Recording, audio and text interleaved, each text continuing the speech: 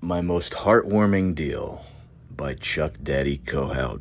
I figure since my first deal and or deal stories were such a smash hit, I'd ask you guys what you wanted to hear, and a couple of you lovely young ladies wanted to hear about my most heartwarming story or transaction, so here it goes. Sit yourself down, grab a drink, take a bong hit, whatever it takes to chill out, because this one's going to warm you through and through. So let me set the stage. It's 2006, and I am doing a tremendous amount of marketing. My marketing budget is $5,000 to $6,000 a month, and I'm a one-man show. This is only my third year in business. On top of postcards to every pre-foreclosure that's 3 to 6 months behind on payments in Bergen, Hudson, Essex, and Passaic County in North Jersey, I also have an ad in the paper running 24/7 in the Bergen Record, the Herald News, the Jersey City Journal, the Star Ledger, and every other local paper and penny saver you can imagine. This is an example of that ad. And I've got wrapped cars and a really aggressive follow-up system where everybody gets a text, a phone call, and a letter once they've reached out to me once. Those phone calls are pushed through my virtual receptionist, which is Pat Live, the same company I've been using for the last 19 years. Matter of fact, let me throw their number on the screen, drop my name for a discount. And you can call the number on the ad on the screen if you want to hear my virtual receptionist. Anyway, about 3:30 in the afternoon, I get a call from the newspaper on my Pat Live system, and I become aware of this because I get a notification on my Trio 650. That's basically like the Palm Pilot version of a BlackBerry because the iPhone still hasn't been invented for at least another year. Looks like the virtual receptionist has followed my script to a T yet again, and it looks like the house will appraise for $750,000. They only owe $550, and they're only asking $550. So naturally, I'm in total disbelief of the situation because this is the first time I've seen somebody walking away from $200,000. But skeptical as I am, I still call them back and make an appointment to go see the house at 4:30 p.m. that very day. I arrived at the house. I'm a little shocked by the pink stucco and the fact that it has a 2-car garage and it seems to be on a lot and a half in a town known as Nutley, New Jersey. Furthermore, there's already a car in the driveway, like a black car service, running and ready to take these people to the airport. So, nevertheless, I grab my paperwork and I walk to the front door and I knock. And to my amazement, guess who answers it? No, it's not Vladimir Putin or Nikolai Volkov, but it is a Russian-looking gentleman with a heavy accent. He shakes my hand, grabs me by the forearm, and pulls me into the house and says, "Leaving for Uzbekistan. Car is here. Leave for airport shortly. Come to kitchen. Sign paperwork. Sell house now." As if I wasn't skeptical enough before, now I'm in total fucking disbelief of the entire situation because this guy's about to get in a car that's running and drive away from $200,000 in equity. Yeah, I'm just not buying it. Furthermore, I didn't even get to look around the house and see how many beds or baths it was. I didn't get to do my patented home inspection that looks like fucking Saturday Night Fever. It's got 1, 2, 3, 4 walls. It's got a floor. It's got a roof. I'll take it.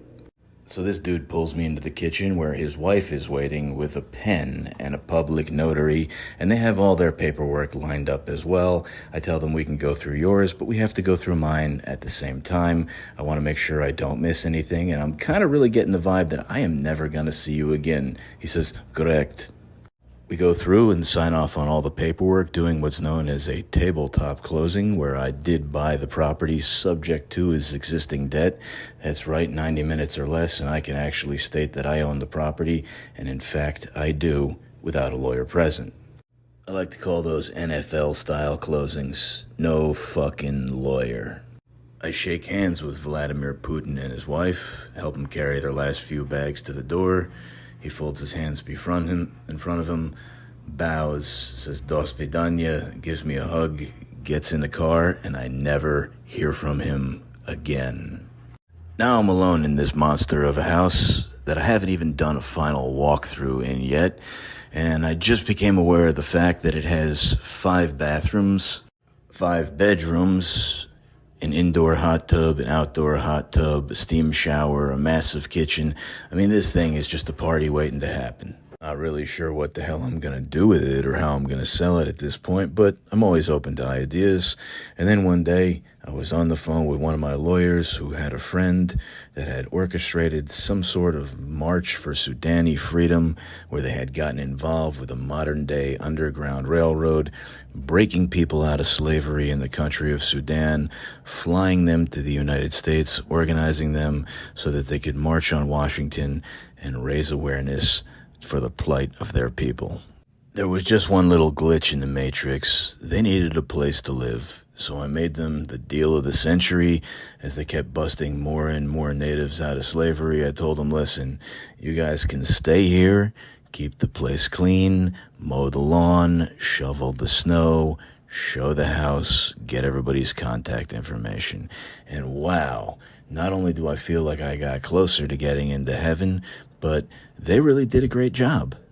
Even after they were gone on their march, I got pictures with them, with everybody from Governor Corzine all the way down to Hillary Clinton. Don't hate me for that one. And I seriously got the nicest thank you letter I think I've ever gotten from any tenant, seller, or buyer in my entire life. And I'd like to take a moment to share that with you. Dear Chuck, I cannot express in a letter how grateful I am to you for letting me stay in the house for such an extent over the last year. Immediately prior to moving in, I had had difficulty struggling through one of the lowest points in my entire life. Having dealt with losing what I thought was a lifetime relationship, then living in a lonely, unsanitary, and at times unsafe environment in Jersey City, I did not have the resources to improve my life on my own. Suddenly, you stepped in and essentially became my savior by completely changing my environment with your great generosity. When I moved into that home, my self-esteem suddenly improved immensely. With such a beautiful residence and community to look forward to returning to from the stress of work in the city. I truly felt like a prince in that house, and it helped provide me with the confidence that I needed to carry out organizing the Sudan Freedom Walk, in which I partnered with Simon Dang, an escaped slave from Sudan. We marched with others from New York to Washington, D.C., to shed light on the continued slavery and genocide in Sudan. Eventually, Nancy Pelosi, who is now scheduled to become the Speaker of the House of Representatives, Senator Hillary Clinton and Sam Brownback joined us on the walk and spoke of the urgency for increased American involvement. The crowning achievement of the walk included Simon's personally meeting with President Bush, in which he vowed to do all that he could to stop such a terrible human rights tragedy. As I currently write this letter from Mozambique, Africa, working with the Peace Corps, I routinely witness how families and communities seamlessly work together when friends and even strangers are in need. Unfortunately, such generosity and kind-hearted collaboration was often not so easy to come by in the United States. However, when I think of you, I remember how some people entirely defy that trend, and I look forward to returning and reconnecting with an amazing individual like yourself. In gratitude, David Brethoff. Now, that was really heartwarming, but I know the investors are like, I just watched almost 10 minutes of this crap. How much money did he make? So let's get to the deal. All right, so here we go. This transaction was what's known as the absolute assignment of rights, which is essentially wholesaling a property to a retail buyer, stepping out of the transaction, putting buyer and seller together on paperwork so it doesn't trigger flipping or seasoning, and it'll close really quick and you're going to make more than your typical assignment. So, like all of my transactions, I tied this one up with $10 down. No, my seller did not want the $10, but I stuck it in his pocket anyway. I I had all of my closing documents with me in an accordion folder, blank and ready to go. I purchased the property for the outstanding debt, which is approximately $527,000 and change. We got that off one of the more recent mortgage statements. We put it on line G of my purchase and sales agreement, which is existing mortgage balance encumbering the property to be taken subject to. Now, in this particular situation, we did not ever record the deed. However, it was very important that I have it because at many times during this transaction, I had to be the owner and I had to be able to back it up. We told you all about how I sold it and how I sold it creatively, and I hope that was heartwarming as hell. I got one more little twist for this as we go, but I did sell it for $722, and my gross profit was $225,000.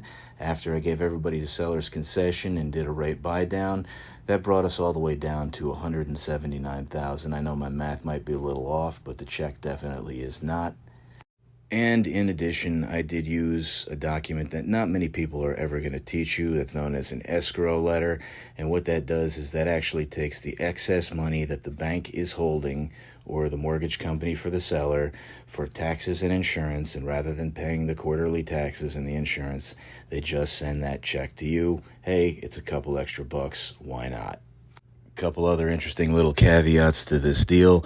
I did have 4 signs in front of it that said for sale by owner, rent to own, and work for equity. I might have even had one down the street that said open house. And a matter of fact, I did get a fine from the town of Nutley for $500 for having too many signs.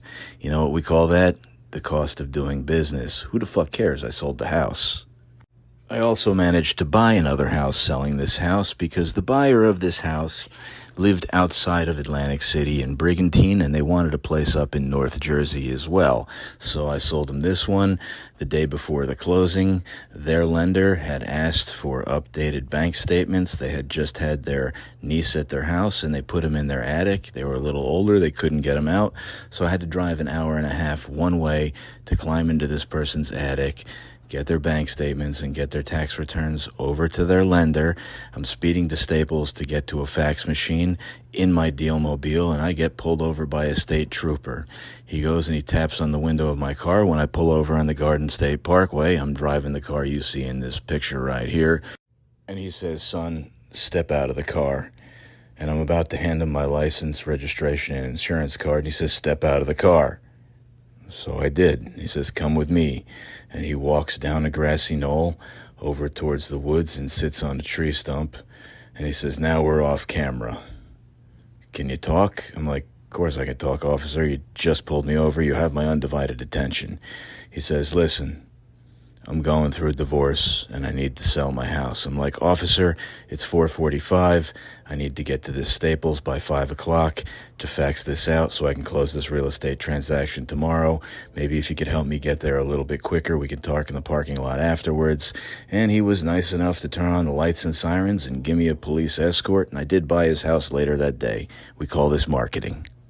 The following day, I woke up at the crack of noon, and I made my way to the closing table where I would become the biggest failure I had been that year.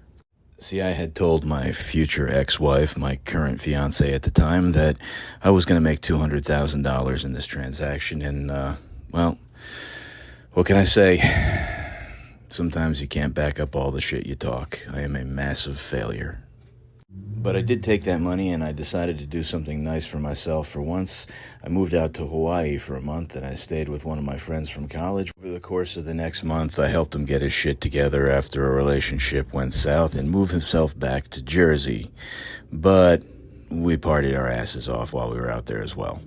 However, we did make a conscious decision to party a little bit less and take it a little bit easier after I had lost my first rental car in the ocean on the north shore of Hawaii on Kahini Point. Fortunately, in my late 20s, I had an Amex Platinum card and I was able to charge it off, get a black card the following year, and have them deliver me a new car rather than take me home because Uber hadn't been invented yet. There you have it. that's definitely going to be my most heartwarming transaction, and there's definitely a bunch of cute little stories in there along the way. But if you're interested in doing this kind of stuff yourself, just remember, lead with your heart. Forget what everybody else is telling you. This is a people business. It has nothing to do with analyzing properties. That comes later. Text ABC to the number on the screen if you'd like to get involved and you'd like us to put you in the pathway of success. We'd love to work with you. Don't forget to follow the prompts